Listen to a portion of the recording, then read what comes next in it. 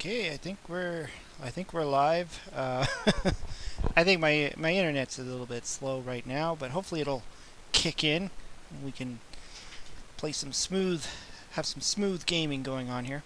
You've already seen the empty shell. I just want to make sure my view is good. And we can get started playing some Atari games. Let me know if anybody's here. If the microphone is loud enough. I know last time I was doing a stream, I had my settings a little bit low.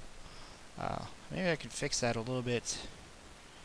Make sure my microphone's loud enough, and that the desktop audio is not so loud enough. I mean, how much do we need to really hear the Atari music? Although, you know, some of the tunes are pretty fun. Like Pitfall 2 has got a fun soundtrack and all that kind of good stuff. Also, just make sure that my sound is not so loud in my my ears. All right, so hey, we got James Campbell in the chat. It's been a while, man. It's been a while. Let's see here.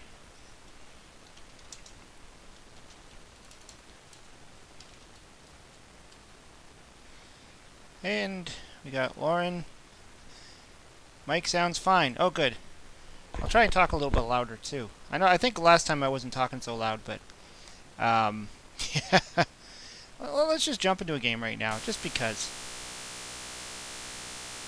I like to hear the games. Yeah. Well, some games are good. Some games can be irritating. Let's start off with some Zaxxon. This is a I don't know. It's an okay title. I know some people like it, some people don't. I mean, I'm sure back in the day when people bought it off the shelf thinking they were going to get a proper-looking Zaxxon game, they were probably a little bit disappointed.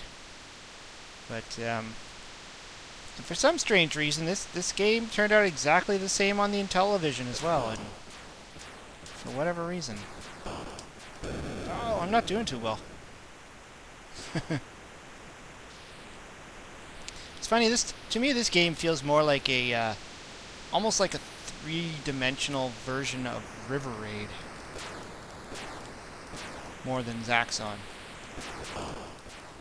Like if they made a River Raid game that was in 3D kind of thing. I don't like the walls. It never feels like you're gonna hit the wall, or you're gonna hit the wall, I should say. Always feels like you're gonna hit the wall.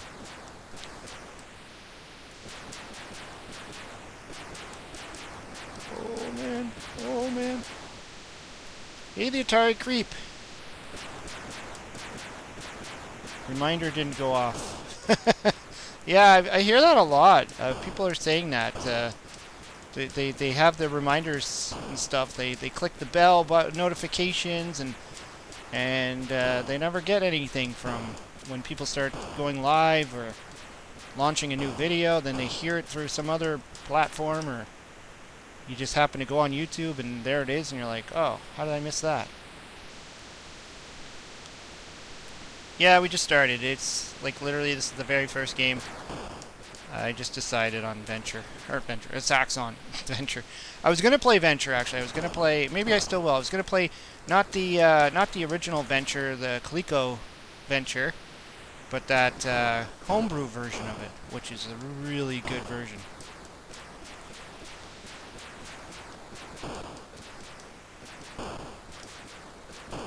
Oh boy! Looks like I might make it to the end. Might make it to Zaxxon. Whoa. Oh, I hit the wall. Fail.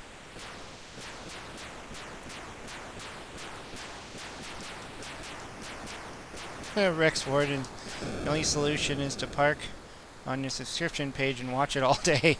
Yeah, that'll do it. You can always just put on my videos, you know, start from the very first video I've ever put out and just start watching every single video, and eventually a new one will pop up. That'll always work. Okay, let's see if we can get this guy. Did I get him? 1, 2, I think it's 3 times you have to hit him. Got him! We got Zaxxon! Now we fly into the abyss.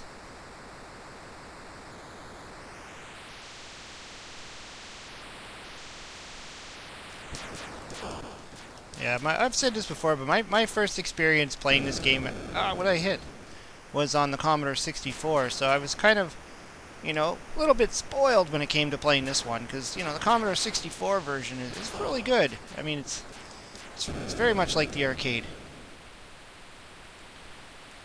I mean, I would have, you know, I probably would have played this on an Atari if you know, when I was a kid, but, especially if I never had any other versions, I probably would have felt that this was a pretty cool game. Hey, One Up Woman! What's up, One Up?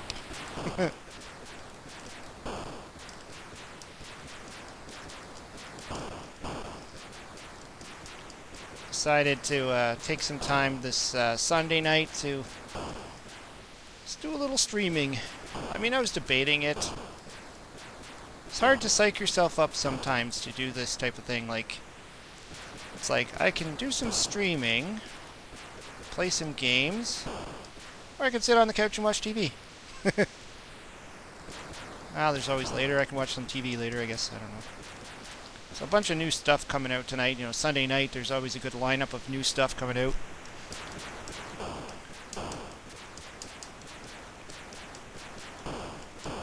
Then I was like debating, do I play Atari? Do I do another Intellivision stream?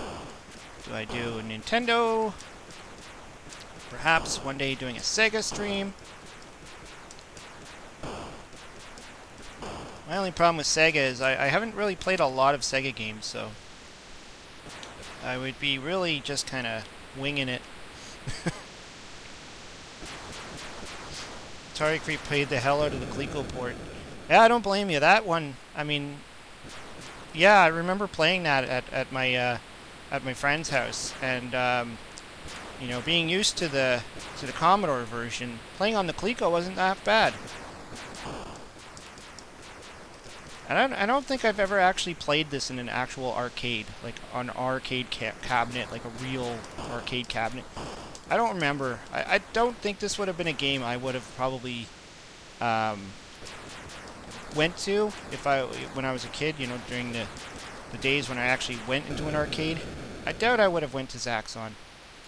I think I always went to Donkey Kong and then or Pac-Man style games or things like that. The ones that had a lot of ladders and things to climb on and things like that. I probably didn't play too many space games like that when I was I mean, that's going back so far. I can barely remember half of the stuff I would have played.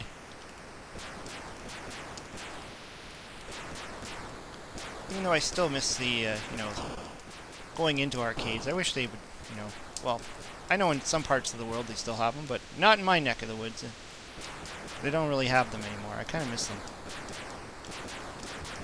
Okay, let's see if I can get this guy again. Oh, I'm too high. I'm too high. Oh, no! Ah! He blew me up. The vacuum cleaner man blew me up. He looks like a vacuum cleaner. Kind of vacuum cleaner that attacks you in the middle of the night. It is hard, but I'm glad you did. It's weird me doing my Instagram stream if I don't catch yours before. Yeah, I always end up doing it just before your stream. Ah! Oh. I saw earlier, actually, I don't know if he's still going, but Open Every Box Pete was doing a live stream there. I kind of just got home and turned on the computer, went onto YouTube, and I saw he was doing some stream. I don't know what it was. I didn't catch it, but... Whoa.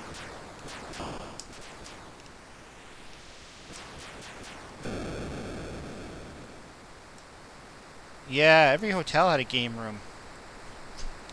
Well, everywhere you went. Like, you went to bowling alleys, they had an arcade. You went to hotels, they had arcades. There was lots of places that had arcades. I mean, they just had to have a little tiny room and like a few things set up. Well, mind you, we do have like arcades at like Great Wolf Lodge, for instance, but it's not the same. It's the new arcades. It's the ones where you just put in a token and hope you win tickets kind of arcade. So, you know, they have the odd one like Pack Pot that I would play, and they have like I think it's Galaxian. But then all the other ones they're not arcade games. They're kind of a joke. They're just all put in a coin, hope you win. It's not even coins anymore. Now it's just a card. You just swipe a card, and then everything goes on the card. It's like you feel like you're gambling, actually. It's like a casino. Trying to win some crappy toy at the end that you're just going to throw away in 2 weeks. And you find it in the corner of your house and wonder what the hell it's doing there. Be live on Mad Max show tonight. Oh, cool. Whoa. If I'm going through the what do they call those things? The walls, the gates, whatever. A little bit easier on this one than the ones that are the isometrical view. I always found that to be the most tricky part on the Commodore 64, I remember. And sometimes they'd have it in like different locations, the hole, and it would be some of them would be smaller to fit through than others. So you had to be like dead center on this hole that you go through. There's this one I find that it's pretty easy. You just aim for that big black square and you're through.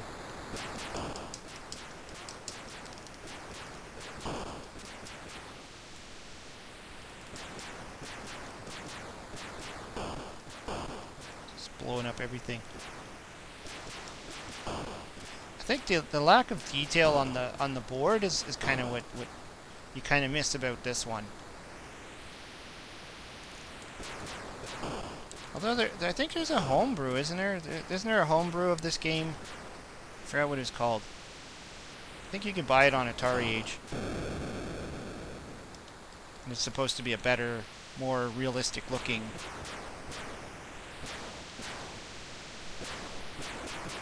Oh, I'm pretty good at this game. Yeah, I guess so. I don't know. I thought I was doing pretty lousy. I keep hitting. There's no way I could do one of those no death runs. I feel like I'm just kind of flying and shooting at anything that come near me.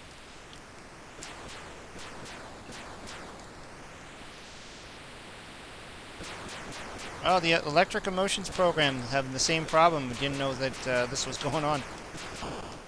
Yeah, well, it happens. That's why I try and put it on Facebook and Twitter too, because... what did I just do? Did I just fly into the ground? I always figure, you know, someone might not be paying attention on one platform, they might see it on another. Okay. Let's not fly into the ground or whatever the heck I flew into. There we go. It was weird, I just hit the ground.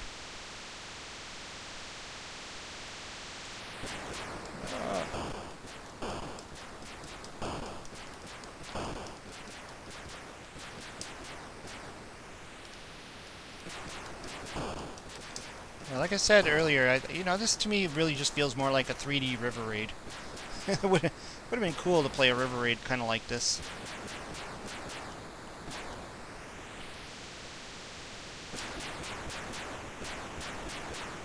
We ran out of gas. Oh, okay. That explains a lot.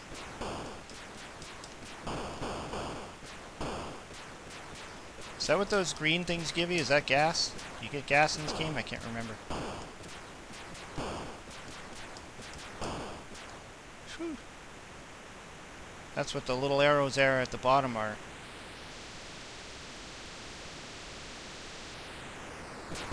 Yeah, I thought so. Those green things are the gas, right? Whoa, what's going on there?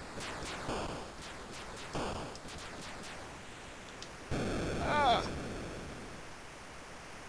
Hit the wall.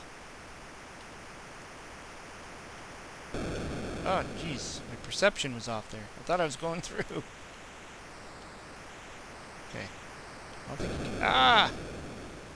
No! No! Alright, that's enough of that one. That was crazy. Yeah, this was the one I was talking about here. I think it was this one? Venture Reloaded. The way Venture should have been. Press fire. Even has this nice little section here that was obviously absent from the original. I mean, this board's pretty much the same.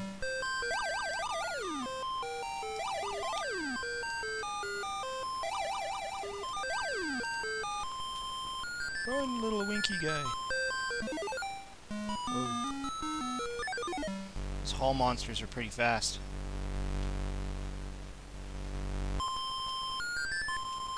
Oh, I got stuck. Stuck in the wall. That sucked. The one level you shouldn't die on, because it's just moving walls, there's no enemies. Let's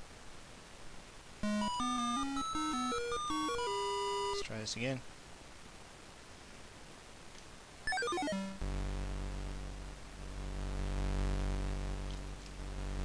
Whoa.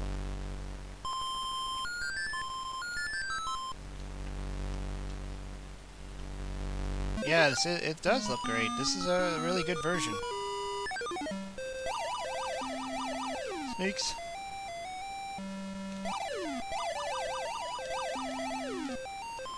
This has a ton of flickering. Oh! Yeah, I think there might be a way to fix that, too.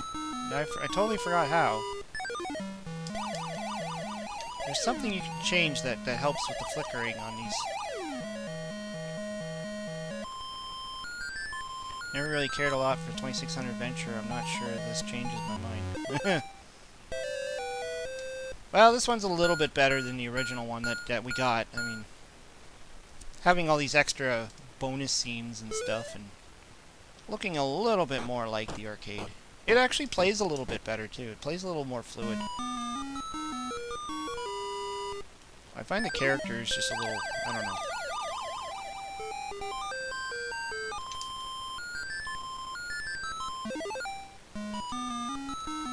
I still like the Intellivision version, so whatever. Go through him? Oh, jeez. Okay, disappear, man. Don't like it when those hall monsters come in. I'm trying to remember now. I think this one actually also has the third level, which I don't think is on the Atari one, is it? I don't remember now. Did the Atari one have that third level? Or is it just these two? The one where the board looks like a key.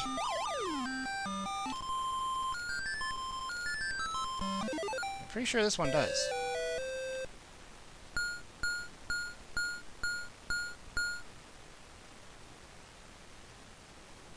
Get my bow and off to the staircase. Yeah, see? I don't think this is on the original Atari one. Did I just lose? Oh. Thought that was it. Just the two. Yeah, that's what I thought. So whoever programmed this had to, like, totally create this level. Oh, no! Darn it. Yeah, because I was always used to the 3 boards, playing it on the Intellivision. And then when I got it for the Atari, I was just like, what the?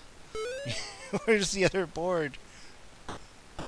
I thought, wait, do I have to play a certain number of times before you get to the third one, or what? But, you know, it's just like with Donkey Kong, you know, some versions only give you a certain number of boards.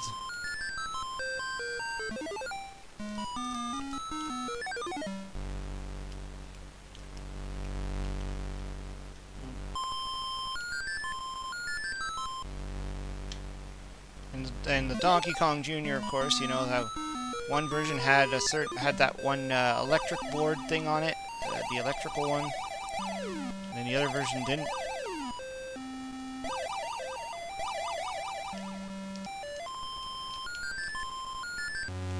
Uh-oh, all monsters.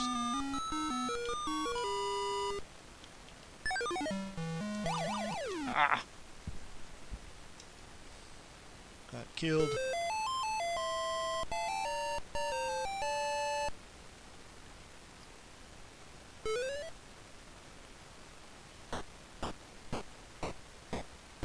I like how they really try to make it look like he's going down those stairs.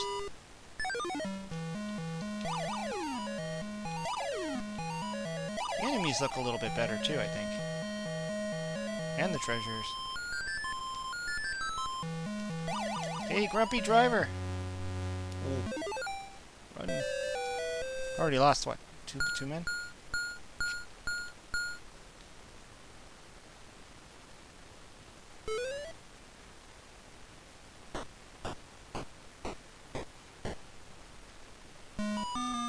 It's been a while, I think, since I've actually played the ColecoVision version, I should say. I mean, technically, these are all the ColecoVision version.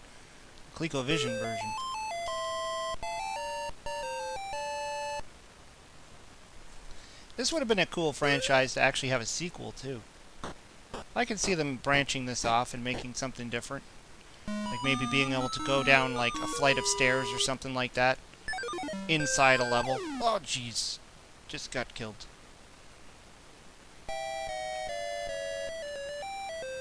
Hey, James, thanks for the super chat. I forgot I had that. I totally forgot I had that super chat thing.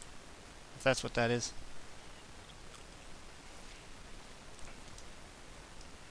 It's one of those things you set it up and you think, probably never get anybody using it, but... I like how it's got the little 1-up sticker there. That's kind of neat.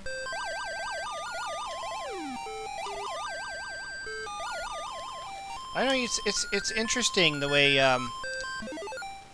know, the whole retro gaming scene with the Patreon and the super chat, and how a lot of, you know, people are, like, they were shaming certain channels for being e-beggars and all that stuff.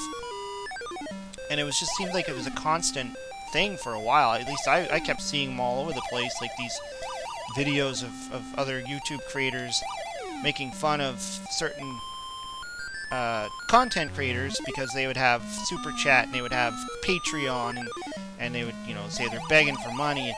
Yet, you know, since I started my other channel, oh, it's a super sticker. Okay, that makes sense. Since I started my other channel on card games, and I've been watching a lot of those videos, and there's so many of those channels where they're like they're card gaming channels and stuff, and that's what they're doing through the whole thing. They're just asking people for money. They're asking for super chats. They're asking for donations. They're asking. I'm like, so it's everywhere. It's not just the retro gaming community. So I don't know why this community got targeted as being e-beggars, but I don't know. I guess that's just the way it is, or whatever, for whatever reason. Because I don't see anybody complaining about the other channels that do it.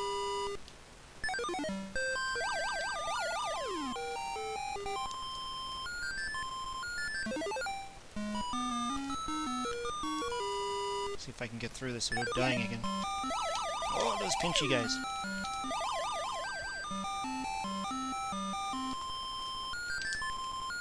I like how these things explode when they die too. They don't just turn into a pile of dots that slowly dissipate. Oh, he got me.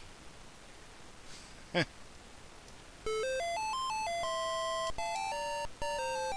this my last Winky? Oh. Not doing too well here. My poor Winky. Those people can suck a lemon. Yeah. I don't know. Sometimes I would think that some of them are just doing it just to get the views. Like they were just literally calling people out just to get views. I don't know.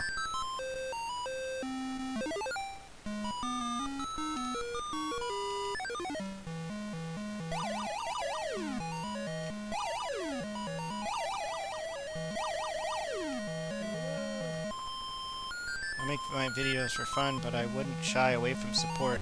Yeah. Well, I mean, come on. We're in a world where everything costs money. I mean, even if you're having fun, it costs money. Hey, there's Open Every Box. What's going on, man? Yeah, I saw you were doing a stream earlier.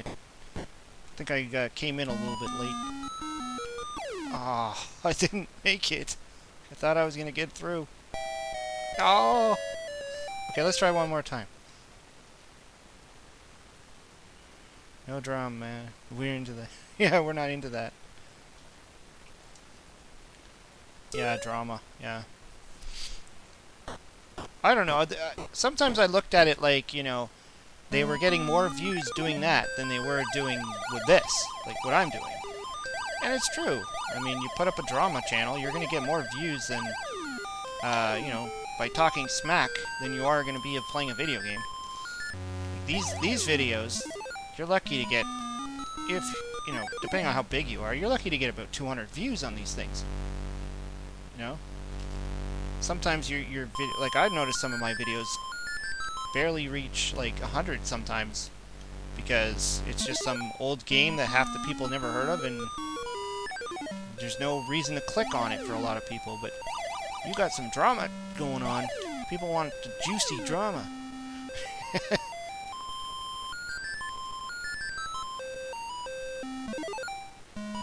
let's see if I can get through without dying here. Skeleton things, or mummies, or whatever these things are. Hey, Kevin Wade. How's it going?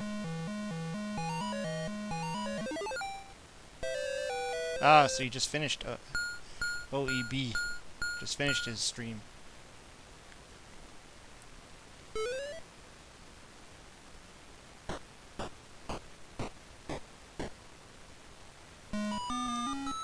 Yeah, I was watching you guys the other day when you were doing that, the thing about the, why should you buy an Amico over, the, what is it, modern consoles of today? Thought that was a pretty cool topic, actually. Something that does need to be explored a little bit more. You know, even I was, like, thinking of that. You know, the whole, is the Amico really considered a modern console, or will it be considered a modern console, or, you know, where will it slot in? So it was interesting watching that, with, what was Generational Gamer on his channel. It was interesting watching that.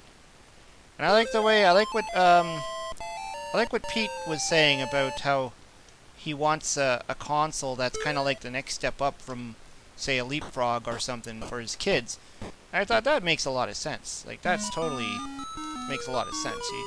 You want to graduate into things like that, right? Like, even I was considering or thinking about that a while ago when my daughter was playing on her Leap-Pad or Leapfrog or whatever it's called. And I was trying to think of, you know, what's the next step from this? Like, what can I get her that she can play, that it's not going to be too complicated? Because I was, like, considering things like, I was considering the, you know, the Game Boy at the time. I was like, you know, should we get her a Game Boy, what was it, the 3DS or whatever that came out? I'm like, should we get her that? And I'm, like, looking at all the games, and I'm going, these look, like, either complicated, or they don't look like something I'd want her playing, and, you know, there was just a lot of things going on with that, and I was just like, you know, there really isn't much of a step up from the Leapfrog. Like, there really isn't. And so, like, I was looking at them, like, some of those games on the 3DS, I'm like, I probably would have a hard time playing that. You know, not just the subject matter, but just the complexity of the game. However, you know, you know, now she's gotten a little bit older, she is able to start handling more, you know, games. She's actually doing a little bit better than me on some of the more modern stuff. Like, she's playing Breath of the Wild now. I started playing Breath of the Wild, and I felt like I was getting completely lost, and then she totally got into it, so I was, phew. Then I put on the real Zelda, what I call the real Zelda, the original Zelda, and she didn't like it too much. It's not, I guess it's not as pretty as Breath of the Wild, and, you know, to her, playing the original Zelda was just too much. Like, it was too hard for her. I'm like, well, this is the games that I grew up on. Like, this is what we got.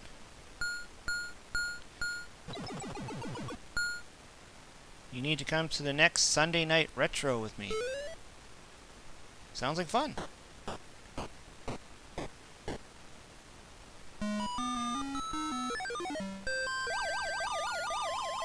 Oh boy. Atariado. Greetings from Chile. Hey, cool. How is it in Chile right now?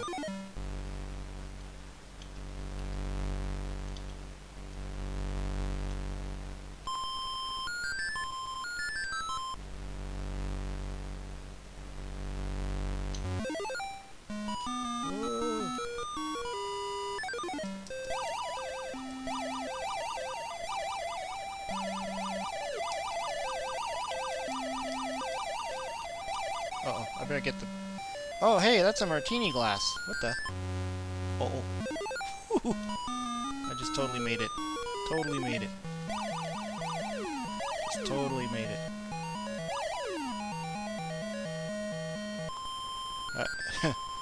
Pete needs to go get some food. No, but I stream Sundays on Instagram. I only joined in a few nights because I could not play anything but with my busted thumb. Oh. It's cold there. It's cold in Chile, eh? Well, I hear you, man. It's cold here in Canada, so... Well, we were kind of going through like a sort of warm, cold temperatures going on here. Where I am, anyways. I mean, it's okay right now. It's not too bad. But the last few days has been pretty lousy. Have you reached $100 yet, Brian? $100? Like on my YouTube, you mean? Like monetization thing? Yeah, it's a very slow. Like if you do YouTube and you monetize your channel, it does well for me, anyways. Like you know, if you got a lot of views, you get tons of views. But for someone like me who gets you know, the 100 views average per video, it's a pretty slow process. So it could take several months before you reach that $100. And so I've reached it once, I think, since I've monetized. I've reached it once, and then, or maybe twice, because I might have already had some money in before they brought in this whole you need 1,000 subscriber thing, and then they kind of took it off, and then so I think I had like $40, and then they put it, and then when I hit the 1,000 subscriber 4,000 hours watch time thing, then they put it on, and so I went, you know, and then I think I got up to 100, and then I did it one more time. So yeah, it takes a long time to make money off of this. Don't do it for the money, that's all. It was humid and hot past few days today. Was nice though, it's 67. You're in Boston, aren't you? Boston, I think. I think that's where you're from, at Creep. Correct me if I'm wrong. Boston?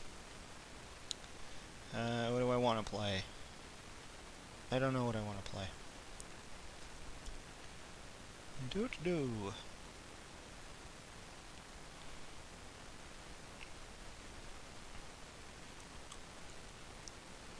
My favorite? Keystone Keepers? There's this one game. What was it called? I was just trying it out yesterday. What the heck was it called? It was something around here. It was like a Keystone Capers clone, almost. I forgot what it was called.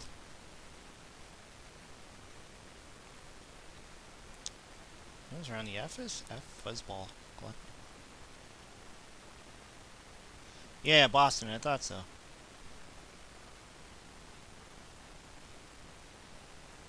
Where the heck was it? What the heck was it called?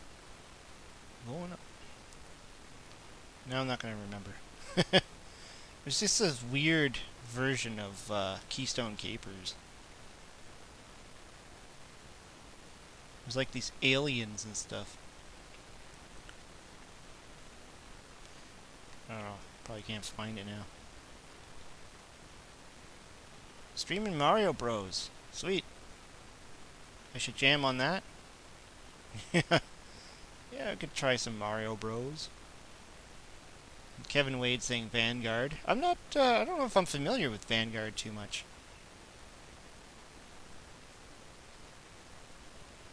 Maybe I should be, because, you know, my awesome games from A to Z is coming to the V's next. I need some good V games. Maybe Vanguard will be one. Let's see, where is it? I forgot my alphabet. There it is.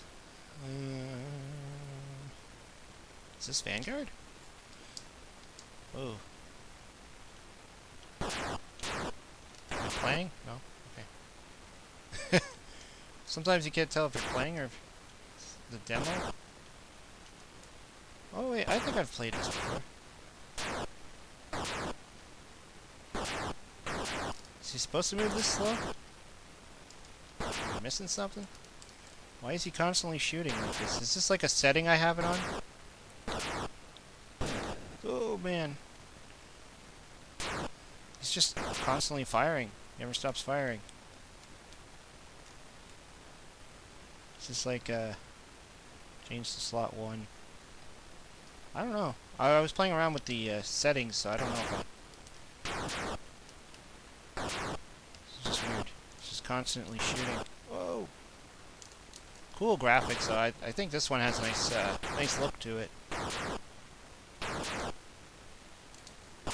This is supposed to be auto-firing like that? Like, seriously, all I'm doing is just moving him back and forth.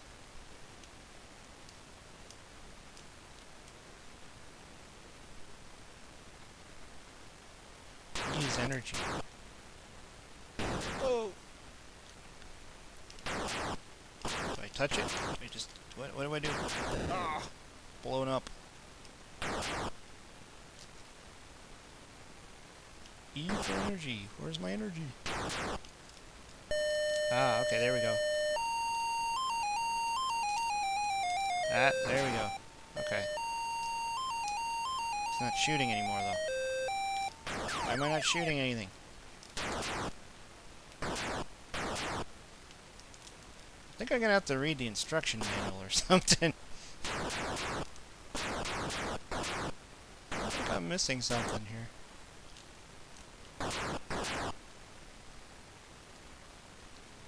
Set B for auto fire. Ah, okay. That makes sense. Okay. You know what? I still haven't done this yet, but I need to mark my keyboard so I can see the see what button does what button does what. There we go. All right. So that makes more sense. I thought that was weird. I'm like, why is it just constantly shooting? Now that yeah, that makes sense. Having an auto fire option. I guess if you want to like save your thumb, if you want to play this game for like a few hours.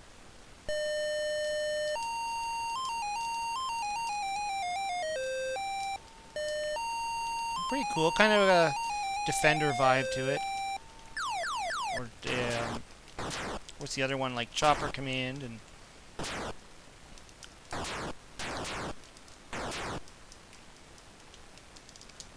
Oh, I lost it. I can't catch up with it. It just went off the screen. So I just have to touch it once, I guess? Can't get used. Yeah, it is weird. Playing, you know, having to remember what all the keys do, you know, for your select buttons and your, whoa. Even when I did the Intellivision stream, just trying to remember, you know, on the keypad, what is what button. Because when you play the Intellivision on an emulator, you have to kind of use your keyboard and your joystick at the same time. Unless you want to use the arrow keys for your controls, which I don't like doing. I prefer using like a D-pad or something. Although I believe there is a way to connect the Intellivision controller to your PC or something like that. It's too bad they never created one that works like that. That would have been fun. Let's do the Mario.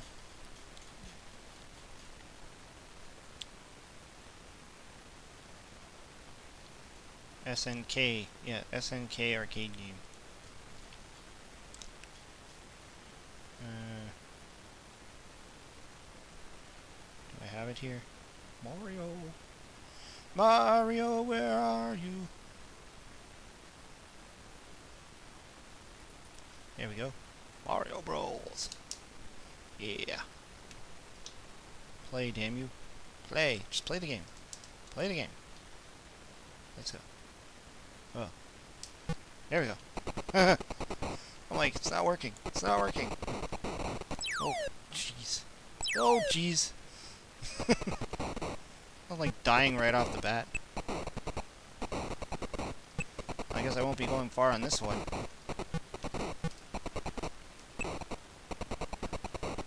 Oh, fireballs. Man, I remember when I was a kid, I wanted to play this game so bad. And, they never had it on the Intellivision. Of course, I didn't know that at the time. I was just like, I want Mario Brothers. I want Mario Brothers. And that's when I ended up getting Donkey Kong instead. And I opened it. I remember that too. I remember opening it up on. It was. I think it was Easter present. I'm pretty sure it was an Easter present. And I opened it up and I'm like, Donkey Kong. I probably at the time was like, I don't even know what this is, but this looks cool. And then I just ran downstairs and started playing it. That's like, where I first really started to play Donkey Kong.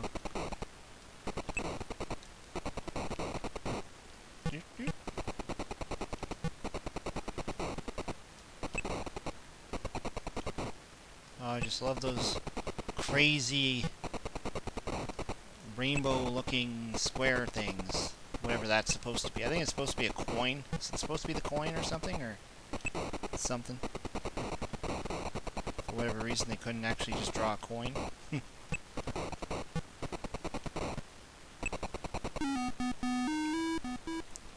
I like how they were at least able to, make the turtle look, somewhat decent and get up out of its shell, and at least they were able to do that. Alright, let's get to the crabby guys.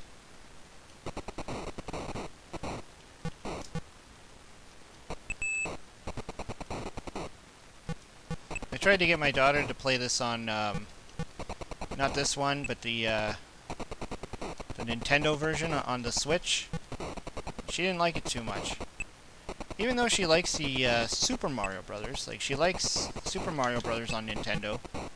And Super Mario 2 and 3 and 4. And, like, she likes all those, but she just didn't like this on Nintendo. I think she thought it was too simple. Like, this is boring. How come you can't go on any warp zones? Why aren't you saving a princess? Oops. Where's the Koopa paratroopers? That kind of thing. Oh, fireballs. But I was trying to tell her, I'm like, this is where Super Mario Brothers came from. Without this, you wouldn't have Super Mario.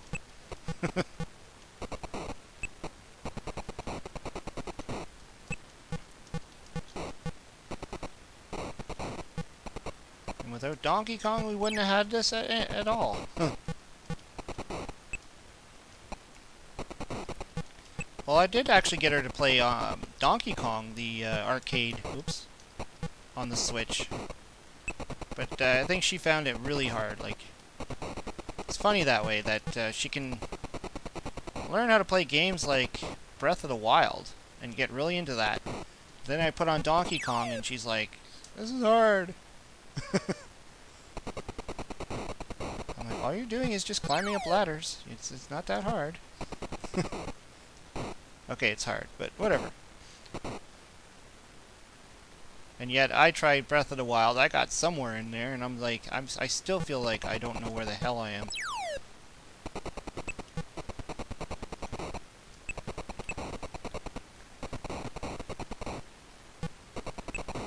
I can't remember where I heard it, but I remember someone, I don't know if I read it or heard someone say it, But they're like, the thing about games like Breath of the Wild is they almost feel more like a chore than a game.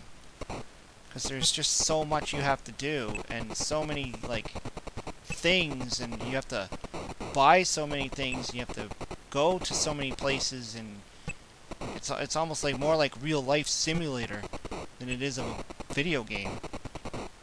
And after, I heard that, I'm like, yeah, that does feel like that, because it just feels like I'm running around, and I have to just, now I have to go to this village, and I have to go here, and I have to get a horse, and I have to go here, and I have to figure out what that guy is, and I have to go there, and unlike, say, the classic first Zelda, where it's, a little bit more structured. You go to level 1, then you gotta go to level 2, then you go to level 3, then you go to level 4, then you kill Ganon. And you can't progress from one level until you complete, this. You find the raft, then you can go to level 4, It just felt like it's a little bit more structured of a video game, whereas Breath of the Wild is as amazing as it looks. It just feels like it's more of a simulator than a game. To me, anyways. And so many sub-games, like... Whoops. I found out I'm just like...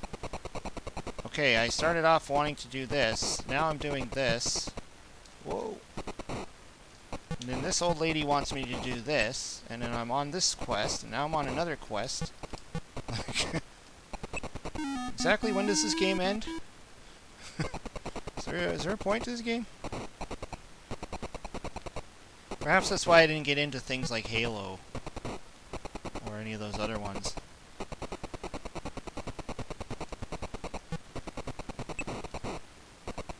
Get the turtle! Get the turtle! Get the orange thing.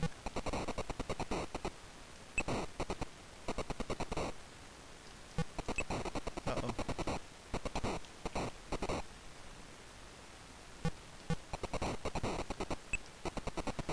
One day I'll have to pick this game up on the 7800. It's actually got a pretty decent version. It's sort of like the Nintendo one.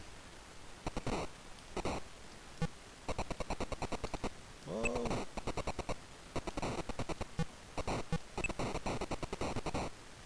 I expected much less from Breath than Breath of the Wild.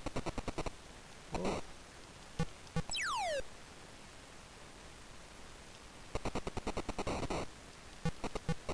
Alright, let's get this guy. Ugh. Hey, thanks, Creep. For creeping it real. Thanks for the super chat, man. Really appreciate that. Going to set up for my stream. Thanks for picking up the shirt. Yeah. I think I'm like the only guy that has this shirt too, right? I think you said that. For whatever reason, you had to pull the shirt off they I had the same problem with Spreadshirt, where I had a Space Invader theme shirt, and as soon as I sold one, they pulled it saying that it's copyright. I'm like, really? It's not even a real Space Invader. I made it up. It's not even one of the characters. Oh well. And I didn't even say Space Invaders. So, whatever.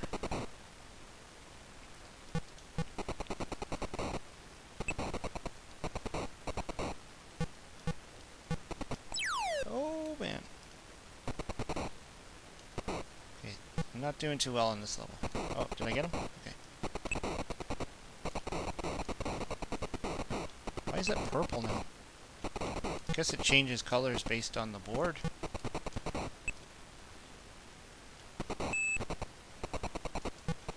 Ah!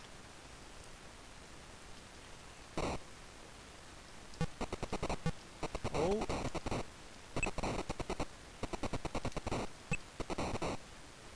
Okay, come on. What is that thing, anyways? This is another game that I used to play mainly on the Commodore 64 as well. Actually, it's not a bad version on the Commodore 64. Oh, he hit me. Jerk. Oh. I died.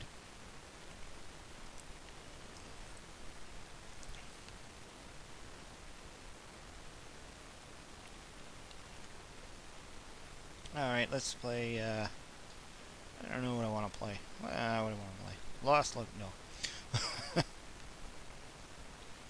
How about, Lock and Chase? That's a fun one. Although, not as fun as the Intellivision one, but I'm sure the creep would disagree with me on that one. He likes this one.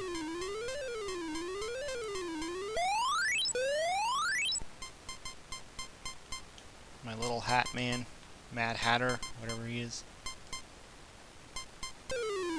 This is another one I can't remember if I've played it on the arcade or not. I think I might have the ROM for it to play it on MAME. I think. But this one I played a lot of on the Intellivision. This was my dot gobbler game. I didn't have Pac-Man. I don't even know if, like, well, there is a Pac-Man on the Intellivision. I know that I do have it, but I mean, when I was a kid, I didn't have it. And I don't even think I was even aware that there was one existing on the Intellivision. But this was my dot gobbler game of the day, which is really fun on the Intellivision. I like the colors and I like the sound.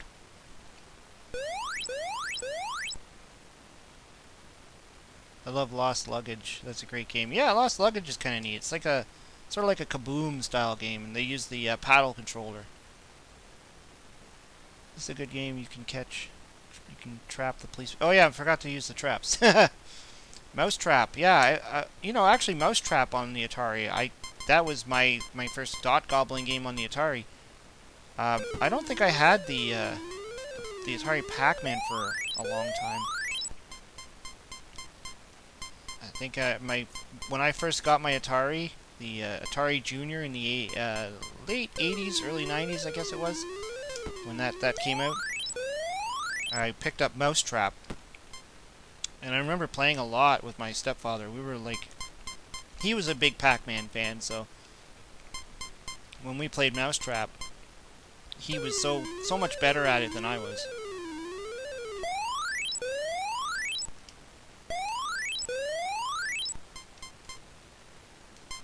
I like the simplicity of Mousetrap on the Atari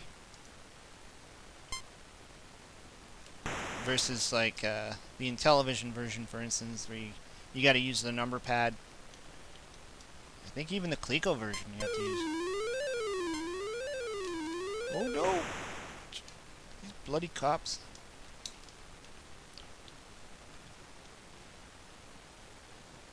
Let's go. Let's go for the gusto.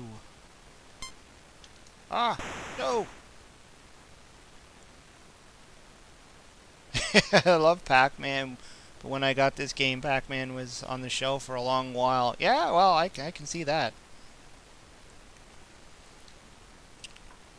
One of my oldest favorites on Atari is Space Caverns. I'll someday do a video on shotguns and game. Yeah, Space Caverns. Isn't that the one that's Night Stalker? Or am I thinking of another one? Less flickering. Yeah, see, this game, it looks very solid, and like Pac-Man flickers a lot. Like the ghosts flicker, and so whoever programmed this game did a really good job in making the game look, you know, seamless almost. Like you don't see any flickering actually. Everything is pretty good. But the only difference really too is that you know, the programmer for this game didn't have to color the cops at all. He just made all the cops blue. Whereas in Pac-Man they tried to color the ghosts, which I'm sure made it a little bit trickier for the programmer to try and make the ghosts colored and you know. Also, I think when Pac-Man was made, they had to work with like the lowest amount of RAM they could think of. Hey Chris, what's up, man? Thanks for popping in. Always a pleasure to have you here.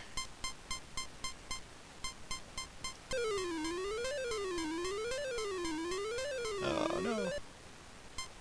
I think I just missed the sound effects from the Intellivision. That's probably one of my favorite parts of this game on the Intellivision is the sound. I love the song and the, you know, just the way it sounds.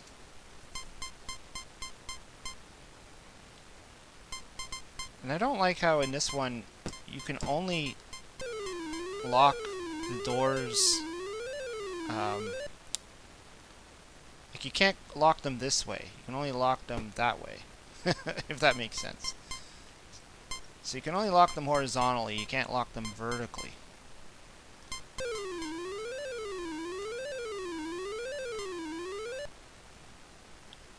Oh yeah, gotta exit. Get to the exit. Get out.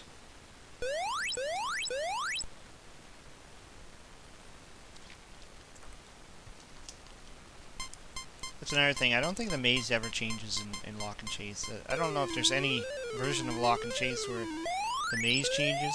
It's always the same. I guess Pac-Man, you know, was pretty much like that too. It's always the same maze over and over and over again. Just basically play this until you get bored. Or if you're going for a high score challenge or something like that. Oh.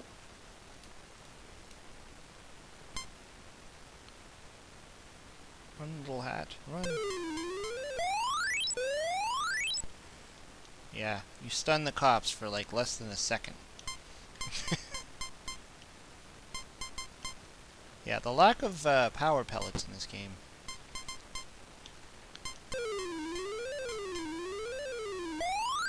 Although power pellets wouldn't make much sense, because if you were able to, like, kill the police, that wouldn't be a good thing.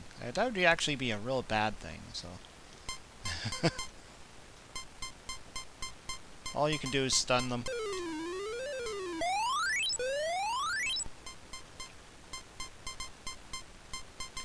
I think that's the other thing that's missing too. Is on the Intellivision version, I guess on the arcade version, you can say it's different items you get to collect. Just like in Pac-Man, you know, you get to start off, you collect the cherry, and then you go to the what is it, the orange, and you know, at least you have that little bit of a difference. But oh, I thought I was dead there. Time challenges are fun too. Well, I guess that's like, what, how many points you can get in a certain time? So you can't trap them vertically, which is annoying. You can only trap them horizontally. So when you're going through the maze like that, see, I can trap them there. And then this guy, whoops. Whoa. But you can't trap them this way. So they'll just keep chasing you. Oh, I missed it. Up we go. Uh-oh. Uh-oh. Oh, no. Dang it. Maze Craze was one of the best cops and robbers multiplayer game. Yeah, I remember that one. Is that the one I bought? I remember I bought... Maybe it was Maze Craze. I remember buying it from a flea market, and they were charging so much money for it. But I never heard of it, and I thought, oh, that might be a fun game. And I put it in, I'm like, it's alright. It's pretty good. See if I can try... Ooh.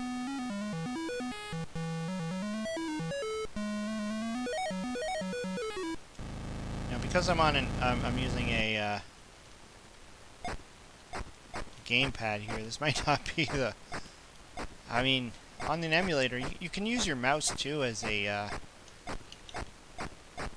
what do you call it? Paddle controller. You can use the mouse. I can use the mouse back and forth, but I think, oh, maybe not. Maybe this wasn't with a paddle controller. I might be making this up. Maybe this was with a joystick, now that I'm thinking about it. Maybe it was one of those games I thought it should have been with a paddle controller. Now that I'm thinking about it, I think this is a joystick game. Even though it's pretty much kaboom. Yeah, the mouse doesn't work, so... Yeah, this was a joystick game. Whoa. is going to kill my thumb. That's all I can tell you. Much different than using a joystick when you're using your thumb on a gamepad like this. Collecting luggage. Can you imagine if a game like this was sponsored by like Air Canada or something like that? Or, well, that's for me in Canada, but you know, like Pan Am or whatever, you know, one of those big airline companies of the past.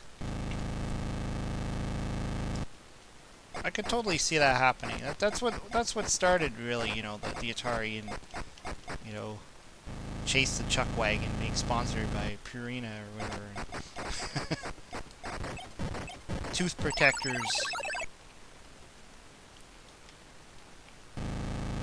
All these weird companies making games just to put their logo on it.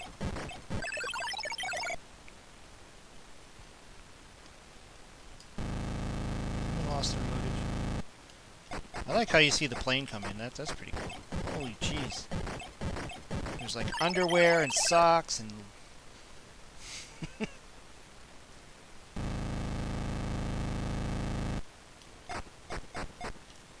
Oh man. I'm not doing well at all. What is that, a pair of pants? Someone lost their pants? Come on, you little guys. You can do it. Oh, did I lose?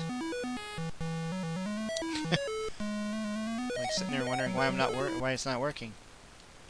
Oh, is that what I'm in? Here we go.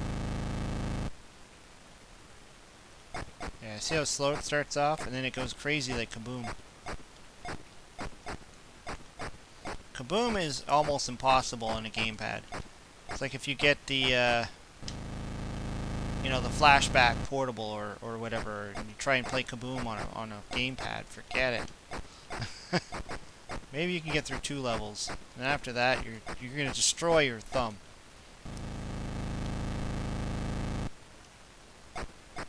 Yeah, Jacob Downey, exactly. Video games were like cereal, flavor of the month. Whoa. I'm surprised Atari games didn't come in cereal. It's funny, I was actually explaining that to my daughter the other day, that, you know, cereal used to come with toys. And she's like, what? I'm like, yeah. I remember all the time. You could buy a box of Lucky Charms or something, or honeycomb or something. Sugar Crisp and Captain Crunch. And oftentimes they'd have like a little toy inside. Now they just come with codes that you have to go online, you have to register, and you have to put in your email address, and you have to fill this out, and probably send them money, and who knows what. It's like, yay, I got a code. And I can go on a website, put in my email, and get spammed by thousands of marketers trying to sell me crap I don't want. It's just not the same.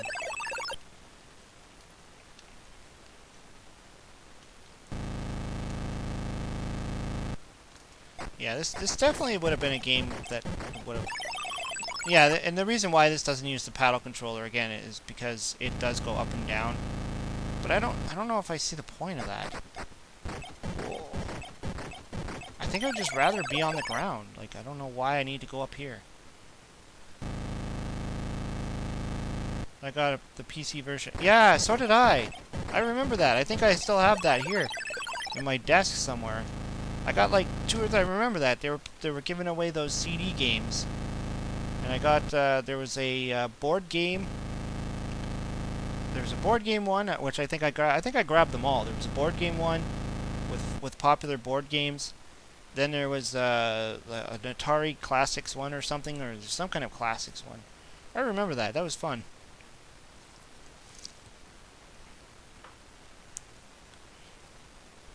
Have you played that Planet Times 2 game from 8-Bit Guy? No, I have no idea what that is. 8-Bit Guy. He's a cool guy. I know he made some comments on my VIC-20 videos.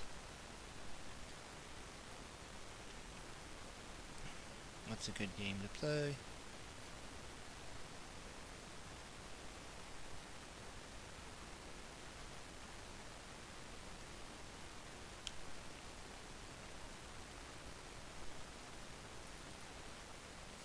play some Joust.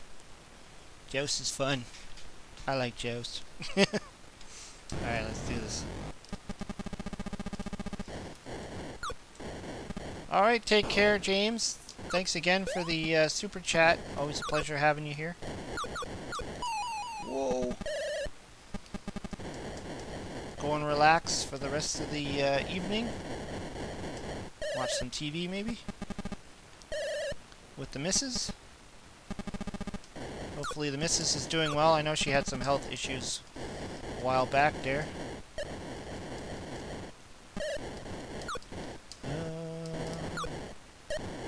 Have you played Cosmic Arc? I think so. I haven't played it yet on this stream, but I think I've played it before. Sounds familiar. A lot of these games I have the cartridges for, and it's like I probably picked them all up in the flea market at one point or somewhere, and put them on my shelf to be like, yeah, I gotta try that game, and never got around to it.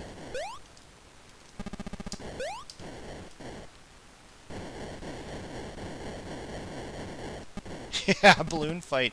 I think I was like planning on doing a video like that at one point, where I was doing a my similar games series, where I was comparing like games that were similar, and I ended up doing Joust and I think Sir Lancelot, because they're pretty much the same game too.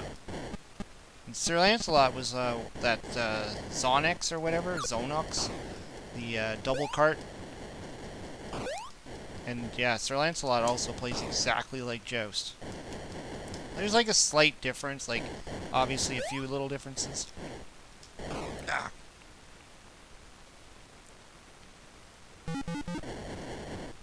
Oh, Cosmic Arc is a sequel to Atlantis.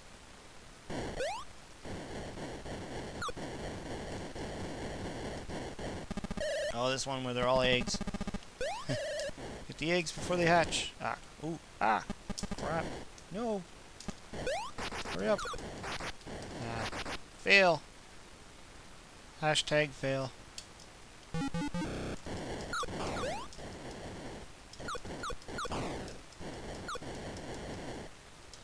Again, I remember playing this game on my Commodore 64 before I played it on the Atari. My friend bought me this game for I think it was a birthday present, one of my birthdays, and he knew I had the Atari 2600 when I bought the Junior, so he grabbed me this game, and he grabbed me what was it? Was it Jungle Hunt? It was this one in Jungle Hunt he grabbed me, or no, it was River Raid 2, and both of well, this one I was like, oh, I don't know if I'm familiar with that one, and then I started playing it. I'm like, oh, wait a minute, I've played this on the Commodore 64. And then River Raid 2 was really surprising. You have the double ender too. Yeah, those double enders are fun. I think that one, the one with Sir Lancelot, that's the one with the Robin Hood and Sir Lancelot. That one's expensive. Like, I paid quite a bit of money for that one. I think I paid $40 for it. I know that the guy that I bought it, the store that I bought it from, I know they usually do price things a little bit higher, but I've even looked online and I've seen that one going for that much, though. You know, unless you're lucky to find it somewhere where somebody doesn't know the value of it.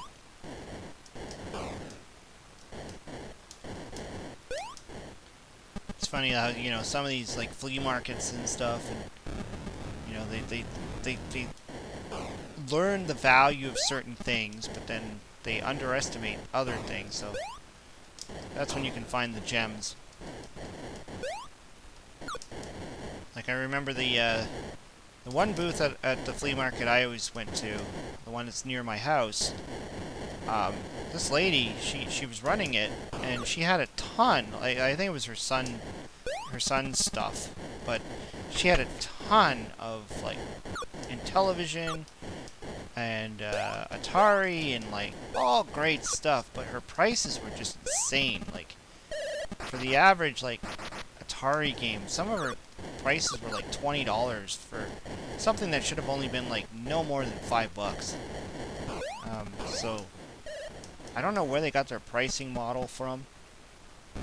But then every once in a while, I'd find one game in her collection, and I'd be like, "Oh, how much do you want for this?" And then it just seems like she'd pull a number out of her butt, like, "Oh, just give me $5 for that or whatever." And then it's like I get home, and it's like, "Oh, this is actually a rare game." So I don't know. I don't know what the heck was going on with that. I hate that pterodactyl thing.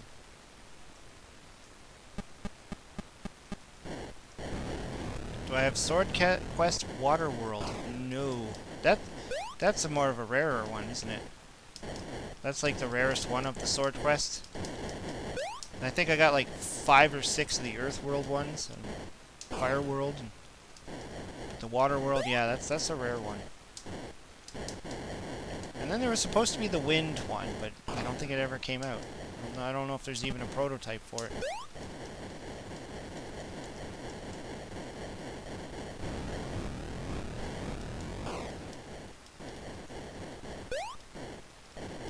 Oh. Your prices are insane. Tell me when they go down. It's crazy. Yeah. Well, you know, I remember because I bought quite a few things from that person, and you know, sometimes she gave a deal if I was buying a whole bunch of things. Like she would start knocking off prices and stuff. And you know, there was a few times where I got some great deals. Like I got like a bunch of great Atari games and Diner for the Intellivision, which is really expensive. And I got all that, like a couple of games and Diner for like $15. So I ended up paying like $5 for somewhere around there for Diner. And that game, she could have like put that at much higher. And I remember I had to bargain with her to get Stampede, because she originally had Stampede for the Atari, and it was like it wasn't even that good of shape. Like the label was kind of ugh, and there's no box or manual or anything. And she wanted like $25 for it. I'm like, this is like a $5 game at most. Like I'm sure a lot of places sell it for like 99 cents. Like, this is not a rare title whatsoever.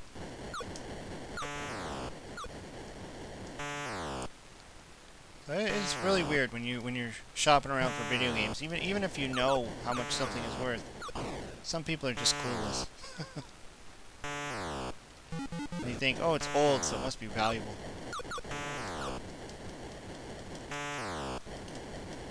I remember when I bought Advanced Dungeons and Dragons for the Intellivision many years ago in a old antique store up where my grandparents used to live. They lived up north of where I live, and it's kind of like cottage country.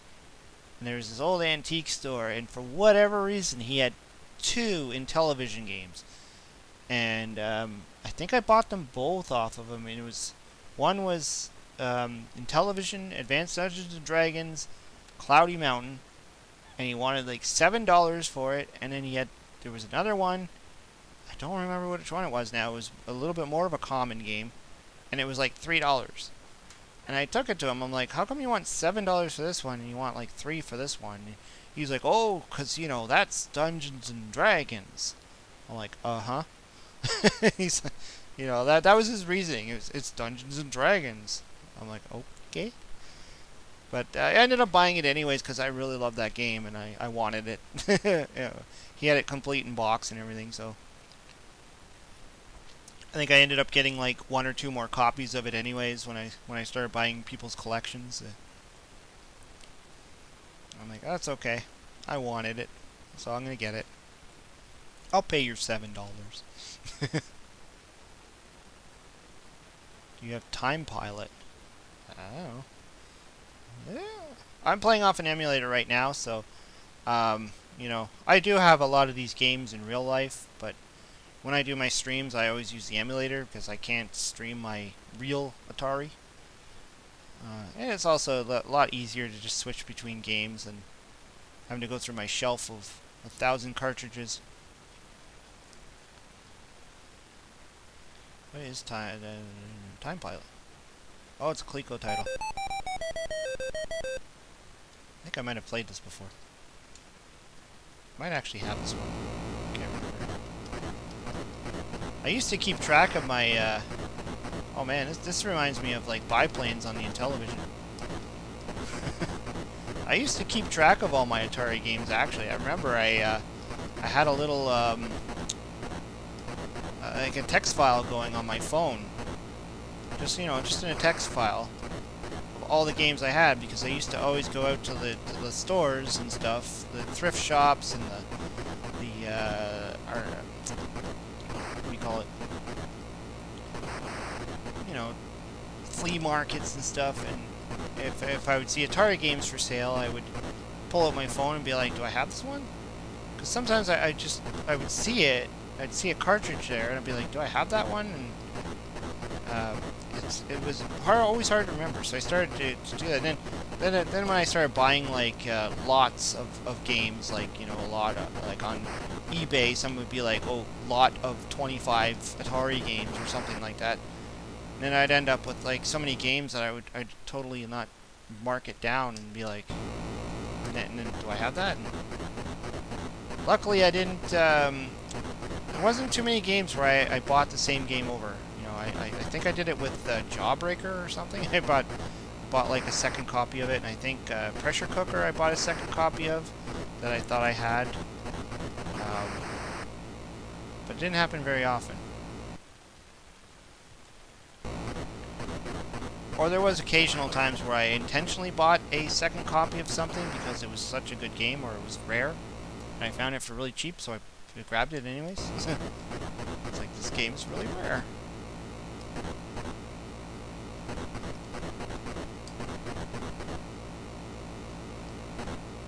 Oh man, this kind of has a feel of biplanes, but the look of it, obviously a lot different.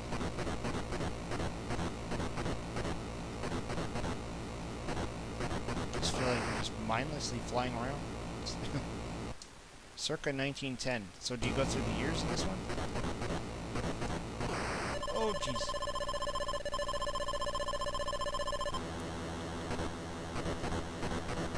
Now what? Oh. Are we in a different time now?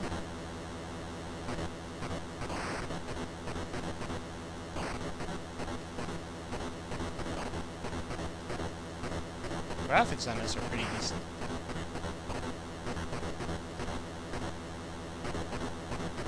And this was made by Coleco? Really?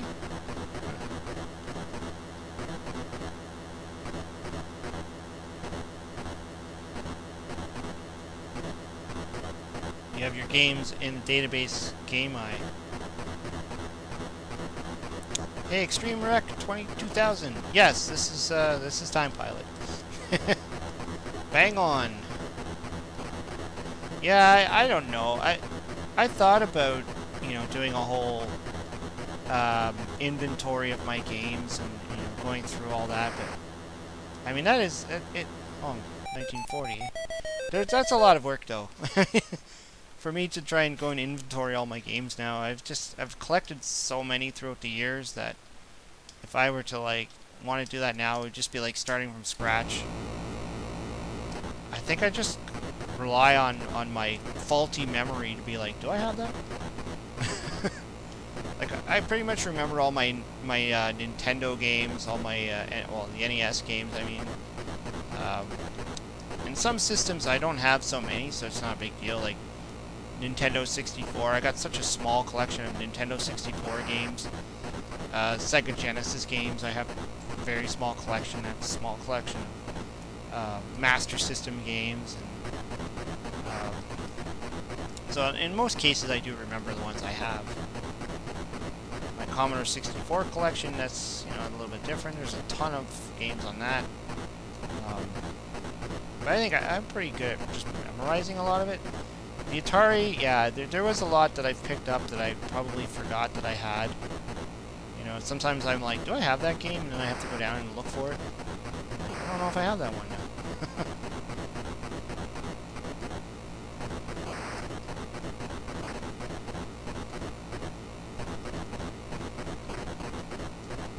definitely a good shooter game, that's for sure.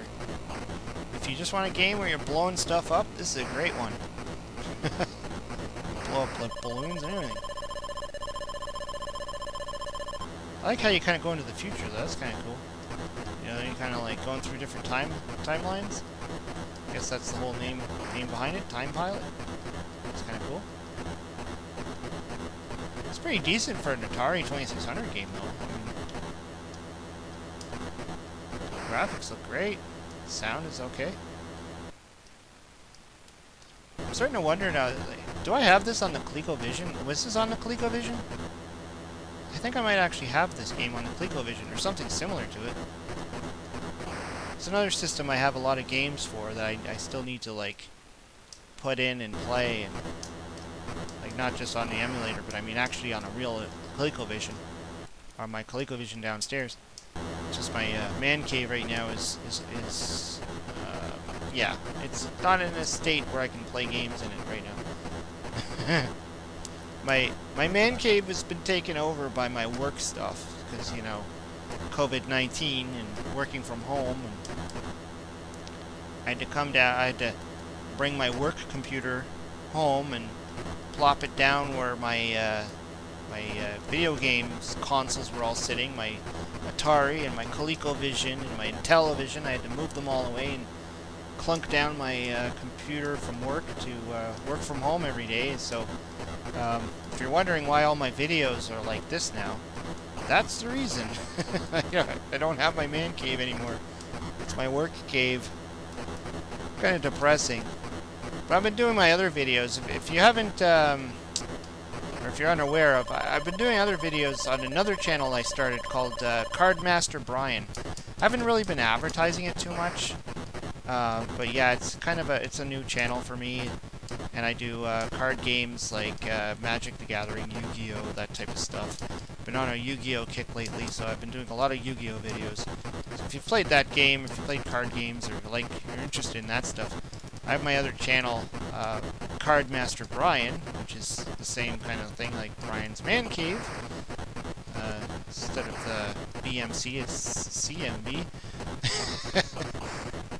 But yeah, that's I've been doing videos there because I'm able to just set up my phone and do like deck profiles and stuff like that. That channel's been doing okay. I mean, I think I'm at 167 subscribers or something like that. And the views on those videos are a little bit higher than some of my videos on this channel, which is weird. It's a completely different world, though. You know, different people, different demographic. I don't know what I'm doing. I'm trying to shoot down helicopters here. But yeah, if you want, you can check that out. It's easy to find. Just put in Cardmaster Brian in YouTube. You'll probably find it. You'll see a picture of my face holding some cards in front of my head. Whoa. 1970. I almost got to my own birth year. Yeah, on the ColecoVision. I think I have it on the ColecoVision. Or I got something like it. Alright, take care, Electric Emotions program. Time is it? Oh, it's after 9. Oh, that's why. I started playing, it was light out. Now it's dark out. I didn't realize that. I don't know, what should I play now? I want to check my thing here.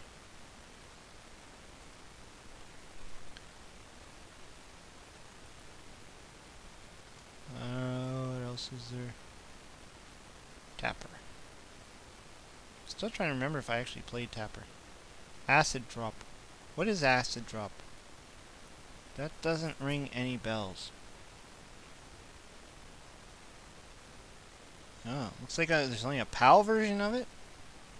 Does that sound right? So it might not look right.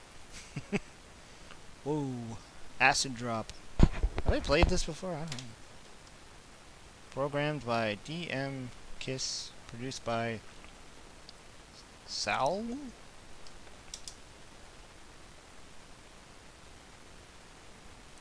It's only after 7 here.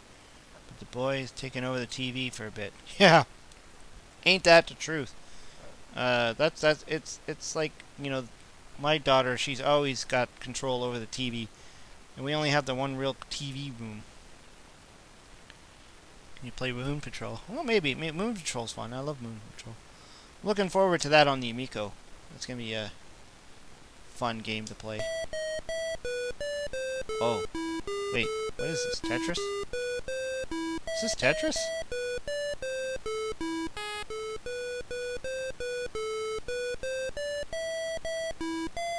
What in the world?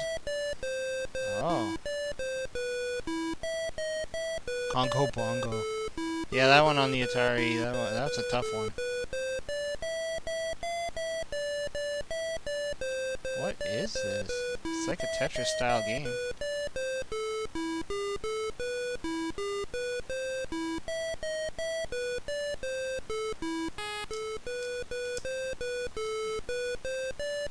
It's playing some kind of Beethoven music. Guess you have to line up the colors? It's kind of interesting.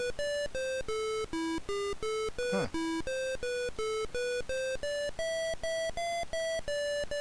Almost like a Tetris Dr. Mario game.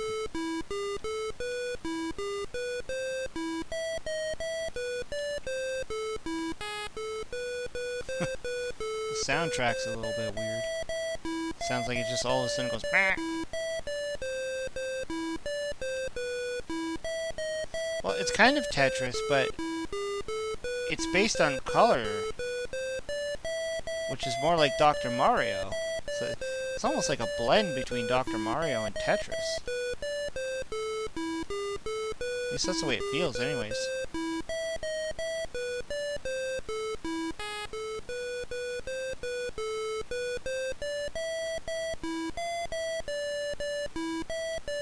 It's interesting.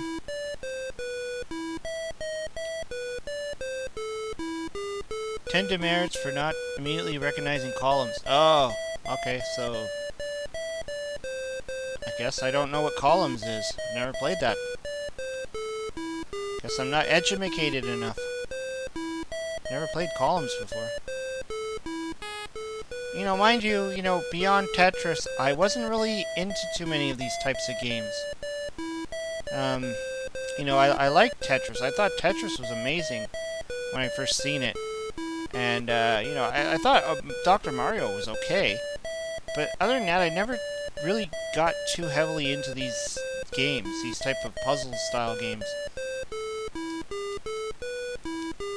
I guess that's why, even with my cell phone, I never really got into games like Candy Crush or any of the puzzle-style games that, Jeweled or Bejeweled or... I just never got into these things. I thought Tetris is fine, but no. I was cool with Tetris, but just didn't get into this stuff.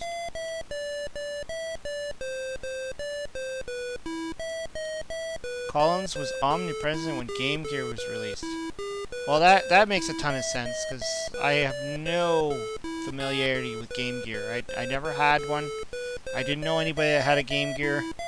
To me, it was like this mythical thing that existed.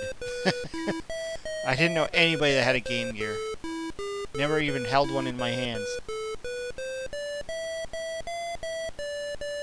Norman the Cat. Good evening from Georgia. Hey, Georgia.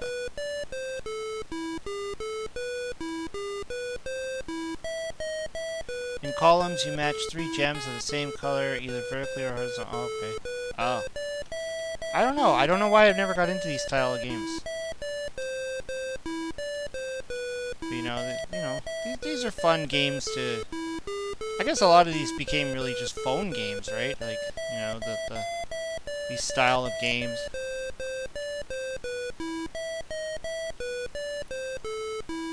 Guess I'm gonna lose, because I don't really know what the heck I'm doing. Oh, look at that. 2,600. That's cool. That's my score. 2,600. I can live with that. Diagonally doesn't work in this port. Oh. Guess they couldn't figure out the programming of it.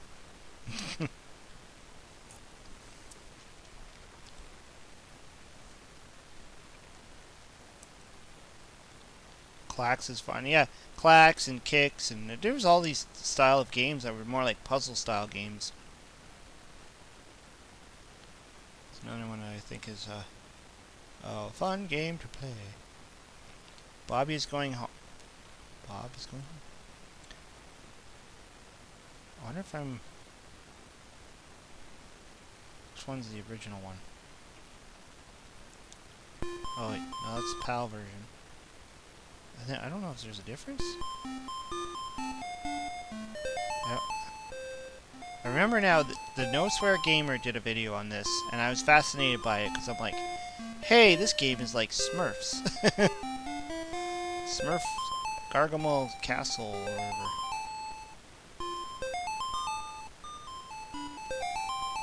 Ah. Yeah, this one's called Bobby is Going Home.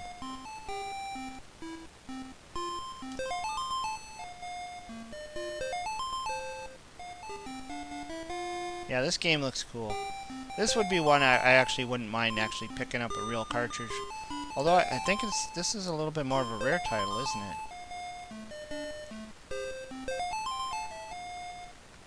Like this came out in what, 83, so you know, just around the time just after the crash was really happening, and and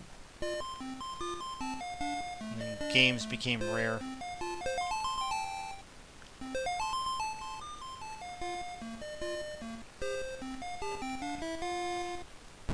I enjoy playing Tetris on my Switch Lite. Oh, is that new Tetris game or whatever it is, or? Well, I guess it's not new anymore, but.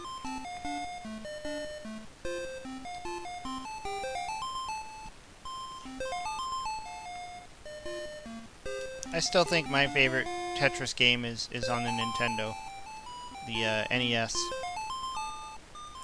That's the one I always prefer playing.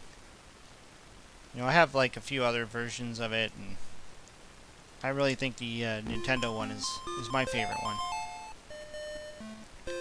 You know, I remember when I first rented it, it was the oh crap, what was it called? Not the one that was put out by Nintendo, the other one, the one with the black cartridge. What the heck were they called again? Darn it. And that one became like a really rare one. It was just before Nintendo picked up the full license, I think, for Tetris. You know what I'm talking about, the black cartridge. And there was that first version of Tetris where it was like a 2-player mode in there. And I remember renting that one. And at first I thought it was kind of cool, but then I ended up picking up the one that Nintendo created.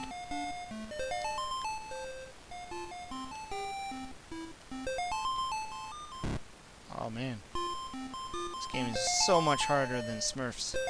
Too much crap jumping around, flying around. Oh, bloody bats. Go away. Tengen, that's the word. That's the one. Yeah, it just slipped my mind there. I had the vision in my head of what it looked like. I'm like, what is that bloody company called again? Because they also did like a Pac-Man, and they did Gauntlet. They did a lot of great games. And that Tengen version of Tetris, supposedly, I think is like pretty expensive. Oh, jeez. Yeah, back in the day, played Tetris on the Game Boy. Well, yeah.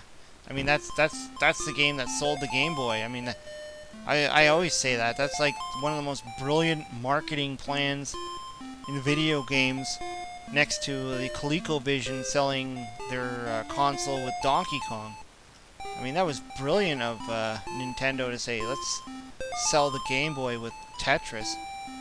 I bet you so many people bought a Game Boy that weren't gamers. Kind of like the whole thing about the Wii, you know. How many people bought the Wii just to play bowling and, you know, Wii Sports. That was like a brilliant, you know, business move. They're like, hey, you know, we're going to hit the gamers, but if we show games like bowling, we're also going to hit the non-traditional gamers, the people that don't call themselves gamers. Something that Tommy Tallarico says a lot of in his talks about, you know, what made the the Wii sell and how many people bought the Wii just to play bowling and stuff like that. And he's right. I mean, I'm sure back when Game Boy came out, it wasn't just us hardcore gamers who at the time were like, I want to play Nintendo on the go. It was people like, hey, I can play that Tetris game on this little tiny portable unit. That's fun. Okay, how am I gonna do this? Okay. Think, man, think. Okay, jump down. There we go. Oh, you gotta jump again. You stupid thing. Oh, too early, too early. Okay. Did I mention I suck at video games? Oh, jeez. Good thing about video games is you don't need to be good at it to enjoy playing them. Oh! I'm so bad at this.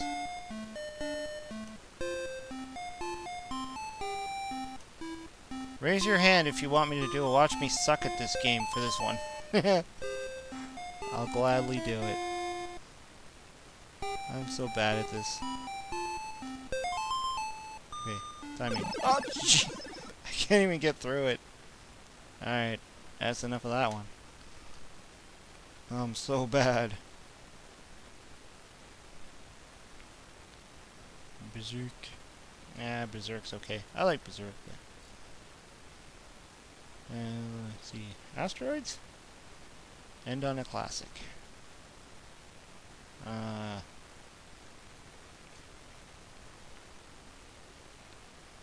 Yeah, it's a really hard game, but it's fun too. Lily Adventure. Oh, I never heard of that. I didn't know there was... Well, then again, there was a lot of rip-off games on the Atari. Exactly, it's all about enjoying yourself. Bugs Bunny. Yeah, that's like a prototype or something. Alright, let's just do some burger time. Let's just do it. Oh, jeez. Okay, I'm horrible at this one. I don't know if it's me or if it's just the game is horrible, but I'm just not good. Maybe because I'm just too much in tune with the Intellivision version or something, or... Ah, stupid white square that's supposed to be an egg. Damn it. I just hate the speed of this one. Does anybody know if they've if anybody made a homebrew of this on the Atari? I don't think so. I don't remember hearing anything about it, but okay, I know there's Beef Drop for the Atari 7800, and that one looks pretty amazing. But I don't know if anybody's actually made a homebrew of this game for the Atari yet. I don't think so. Be nice to see if somebody can actually pull this game off properly and not be so bloody hard. And the chef guy being so slow. Like, move!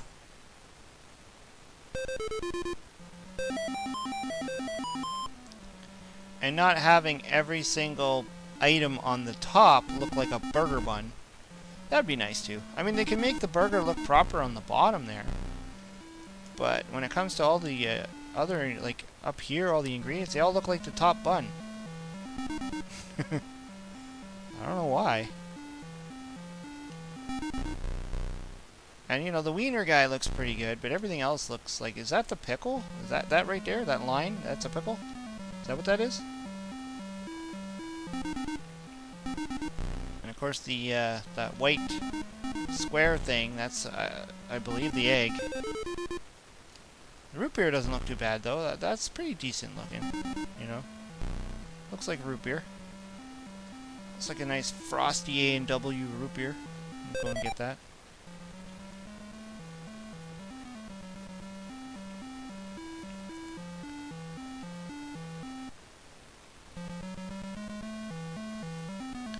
Something I don't know, too, is A&W a Canadian-only company, or is it in the States, too? worldwide? I don't know. Some of you guys might not know what the heck I'm talking about. I don't know. A&W is a root beer slash restaurant burger chain here in Canada, but I don't know if it's worldwide, or if they're big enough to be that, or if they're American. I don't think so. I don't know.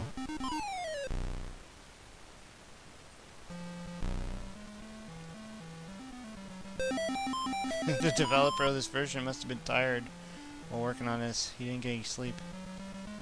Exactly. Like, I give him credit for trying to copy the original arcade board. At least it looks like it's copying the arcade board.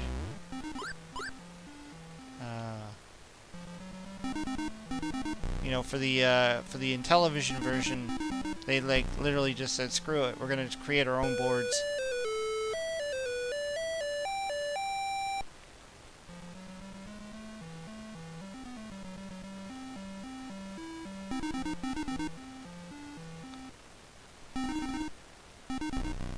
BMW sounds like the Canadian only way. Yeah, BMW. Yeah, unfortunately they wouldn't be able to get away with that. They're being sued massively by the car company.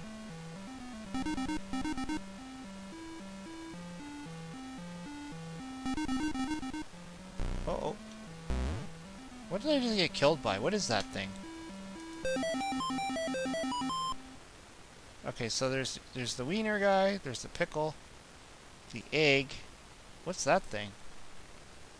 Which character am I missing? That's the red square thing.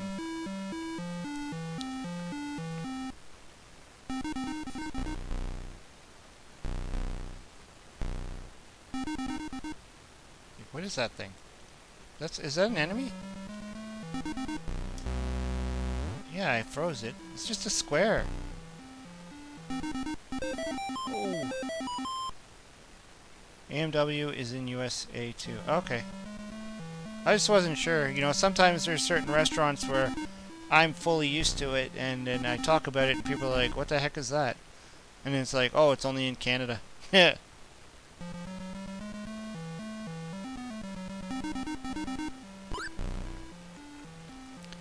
Like we have a restaurant chain here that's pretty popular called Harvey's, and you know, I've probably spoken about Harvey's a few times, and then some people are like, "What the heck is that?"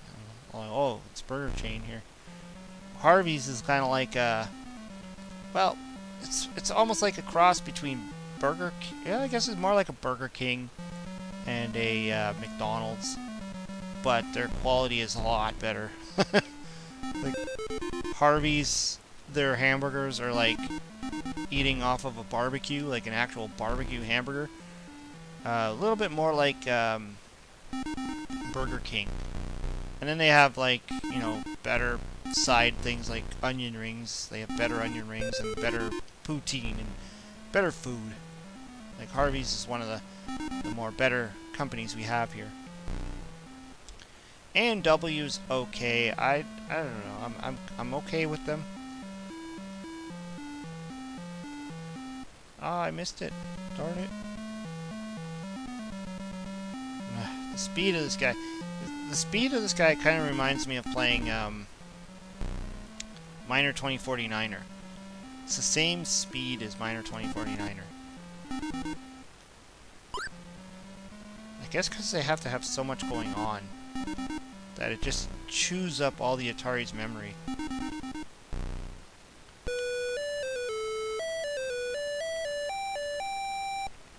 Tomato. Huh. I don't remember a tomato chasing him. In fact, usually tomato is one of the ingredients.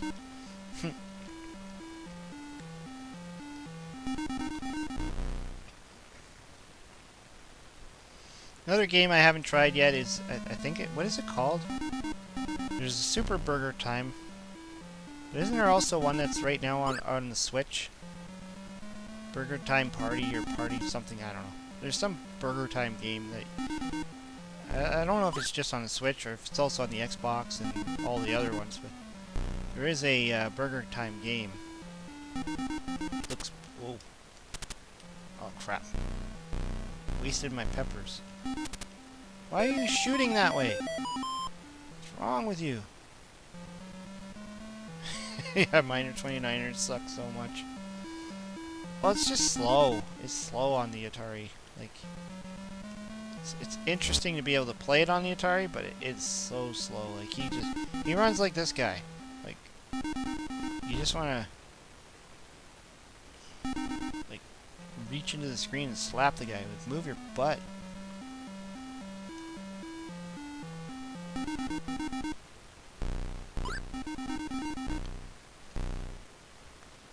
I don't think I would have been too much of a fan of this one.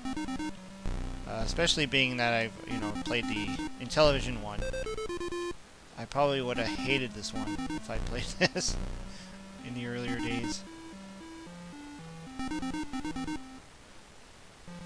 Even just playing it on this gamepad, my hand is like starting to seize up.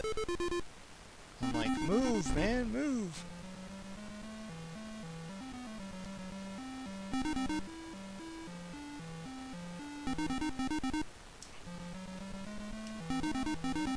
I doubt that Switch game is related to this. Well, yeah, it's kind of like on the same franchise or something, Data East, I think, still owns Burger Time, right? But I don't know. There is some Burger Time game, and it is the same kind of concept of running around on platforms. And I didn't download it onto my Switch. I can't remember how much it was. I was just kind of like, I don't know, I was just hesitant about it.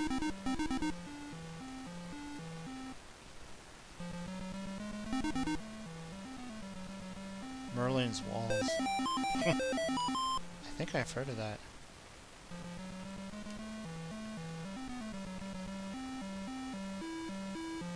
Come on, dude. Uh-oh.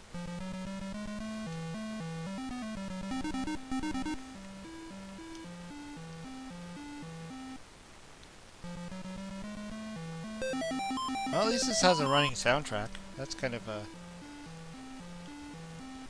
you don't get that a lot in these games. And it's the same soundtrack. They didn't have to, like, make up some bogus sound just to have something there. It's the same soundtrack that you hear in all the other Burger Time games, so at least they had that right. I'm out of pepper. I'm out of pepper. Should try salt. Throw some salt in your eyes.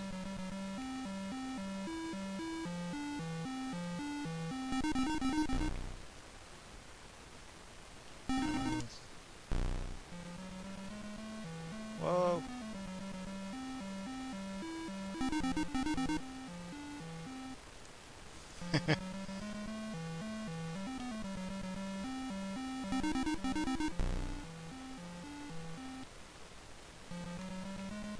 Actually, now that you mentioned that Extreme Wreck, I am starting a new kind of series. I'll be putting this video out on Tuesday, my Tuesday video, and it's going to be a new series called Bad Games. And so that's going to be, I don't know how far I'll be able to take it. I don't know if I'm going to, so far I just did the one video, and I'll see how it goes. If people like it, and if they like watching me play bad games, I don't know. And if I can come up with some more bad games. But yeah, that's going to be my new thing on Tuesday, so watch out for that. Should be launched sometime in the afternoon.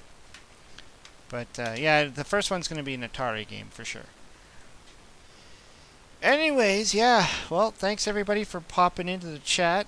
This has been a lot of fun, catching up on some of these old Atari games.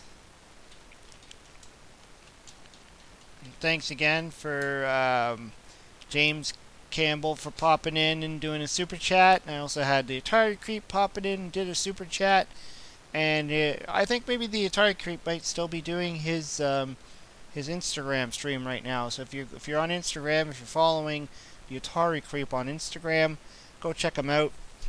And like I said, I also have my other channel, which is doing pretty good. If you're into card games and stuff like that, you can check out my other channel. It's here, Card Master Brian. That's my other channel. You might want to check that one out too. I do some nice fun combos of card games and stuff like that. But anyways, yeah, thanks everybody for popping in, and it's been a lot of fun talking with you guys and playing some Atari. And we'll see you next time. And don't forget, check out on Tuesday. I'm gonna have my new video coming out sometime Tuesday. I don't know if I'm gonna put it in the afternoon or if I'm gonna put it in the evening. It's been weird now with this whole at-home schedule. I'm not, before it used to be like I got home from work and then I would start doing all this stuff and then get it out by like 6 o'clock Eastern Standard Time kind of thing. Now that I'm home all day, it's just like things are weird and I'm doing things at nighttime and things in the daytime. And you know what I'm talking about. Everybody's in the same boat. We're all in this together. Oh, geez, Simon Belmondo just popped in at the last moment. Just stopped in to say hello. Yeah, unfortunately, we're just wrapping her up here. But you can always check the replay if you want to watch this, if you want to watch me play some fun Atari stuff. And like I said, a new video is going to be out on Tuesday. I don't know about what my next video after that is. Again, things are weird for me, so recording videos is just all over the place. Anyways, thanks everybody, and we'll talk to you later.